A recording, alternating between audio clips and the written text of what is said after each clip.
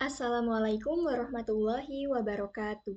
Perkenalkan, saya Merta Andini dengan NPM 23130530015 dari kelas 4A. Video ini dibuat untuk memenuhi tugas mata kuliah Statistika Pendidikan dalam rangka ujian tengah semester.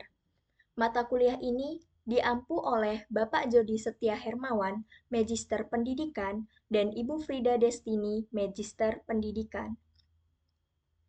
Baik, di sini langsung kita mulai saja. Pertama-tama, saya telah membuat kuesioner dengan 5 pertanyaan yang berjudul pengaruh perhatian orang tua di rumah terhadap hasil belajar anak. Untuk petunjuk pengisiannya, angka yang pertama berarti sangat tidak setuju. Yang kedua, tidak setuju. Yang ketiga, setuju. Dan yang terakhir, sangat setuju. Di sini ada nama lengkap. Untuk pertanyaan yang nomor 1, orang tua saya menunjukkan perhatian dengan memantau kegiatan belajar saya di rumah. Nomor 2, perhatian dan dukungan orang tua membuat saya lebih semangat belajar. Nomor 3, ketika orang tua memberi waktu untuk membantu belajar, nilai saya meningkat. Nomor 4, saya merasa prestasi belajar saya lebih baik karena perhatian orang tua di rumah. Dan pertanyaan yang terakhir atau yang kelima, kurangnya perhatian dari orang tua membuat saya kurang termotivasi untuk belajar. Di sini teman-teman yang sudah menjawab atau responden yang telah mengisi kuesioner saya ada 10 siswa, 10 anak. Nah, ini dari data tersebut saya pindahkan ke dalam Excel. Ini sudah saya rapikan ya teman-teman. Setelah itu, dari data ini kita akan menyalinnya di SPSS. Nah, dari nomor 1 sampai dengan nomor 10, responden yang telah mengisi kuesioner saya, ini telah saya pindahkan. Untuk pertanyaan ke-1, kedua, ketiga, dan keempat. Untuk yang kelima, cara memindahkannya sepertinya teman-teman. Kita klik memanjang, lalu kita copy, lalu kita masukkan ke dalam sini. Nah, di sini kan variannya itu masih var 00007. Kita ke variable view. Kita klik di sini, P5, karena dia pertanyaan nomor 5. Lalu, desimal ini kita ubah menjadi 0. Lalu, untuk labelnya, kita ketik pertanyaannya. Pertanyaannya itu tadi, kurangnya perhatian dari orang tua membuat saya kurang termotivasi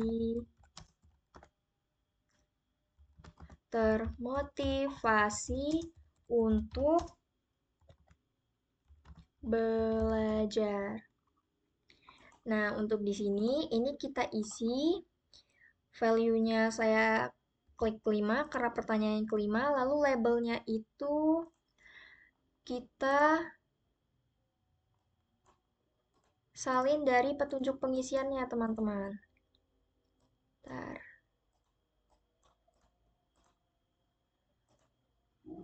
Nah, kita isi ya, teman-teman. Kita copy, lalu kita kembali lagi ke SPSS-nya. Terus kita add. Oke. Nah, untuk yang ini kita isi scale. Scale ini karena dia berupa angka. Telah jadi variable view-nya, lalu kita ke transforms. Kita akan menambahkan compute variable. Nah, di sini kita isi total, lalu bentar, kita hapus dulu ya, teman-teman. Lalu kita klik nih, tambah. Kurangnya perhatian kan, pertanyaan yang nomor 5 tadi. Kita masukkan. Kita klik OK. Nah, ini kita klik OK di sini compute total P1 plus P2 plus P3 plus P4 plus P5. Setelah itu kita klik go to data. Nah, sudah di go to data, ini kan total, ini masih kosong. Kita tulis lagi total. Setelah ini kita, nah ini kan datanya masih 20,00. Untuk menghilangkan 00 yang di belakang ini, kita bisa mengganti desimal ini menjadi 0. Kita lihat kembali, nah ini nolnya sudah hilang ya teman-teman. Setelah itu, kita akan uji apakah data ini valid atau tidak. Caranya, kita ke analyze, lalu kita ke correlate, bivariate, lalu kita masukkan semua data. Sebentar, ini kita balikkan dulu ya. Nah, lalu kita masukkan semua data ini ke dalam variabelnya seperti ini. Lalu kita klik OK. Muncul di sini teman-teman total correlation-nya ya. Kita perhatikan untuk tanda bintang yang satu ini. Tanda bintang satu menandakan correlation is significant at the 0,05 level. Lalu kita lihat di R-table. Kalau dia jumlah respondennya ada 10 dengan 5%, berarti kan minimal 0,632. Untuk data SPSS-nya totalnya itu ada 0,736. Berarti, jika kita melihat dari tabel, maka N10 dengan taraf signifikan sebesar 5% dari R-tabel ini adalah 0,32 lebih besar dari 0,736 lebih besar dari 0,632. Lalu kita lihat kembali bintang yang ada 2. Bintang 2 ini menandakan correlation is significant at the 0,01 level.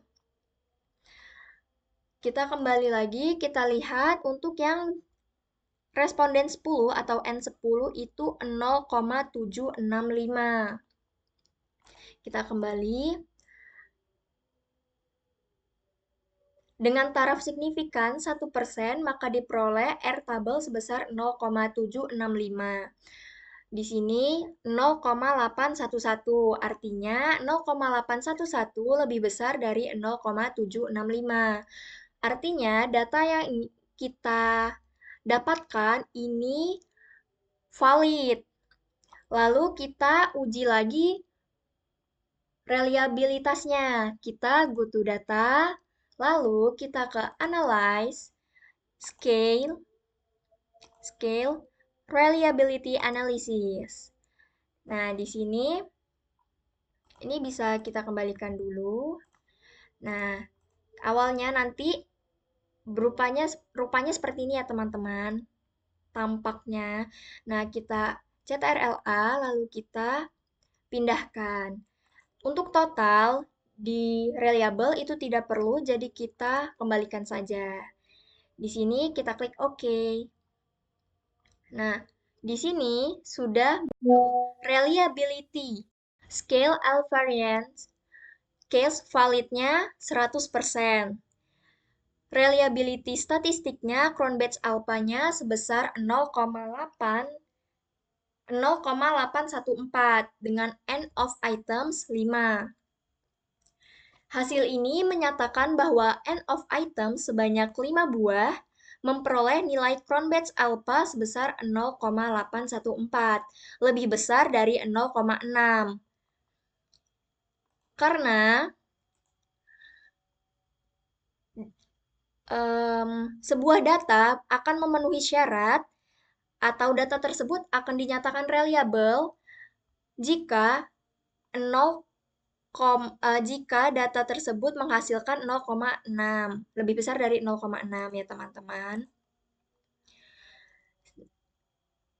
Sehingga dapat kita simpulkan bahwa variabel pengaruh perhatian orang tua di rumah terhadap hasil belajar anak dinyatakan valid dan reliable. Sekian video yang dapat saya sampaikan. Bila ada kekurangan atau salah kata, saya mohon maaf. Saya akhiri. Wassalamualaikum warahmatullahi wabarakatuh.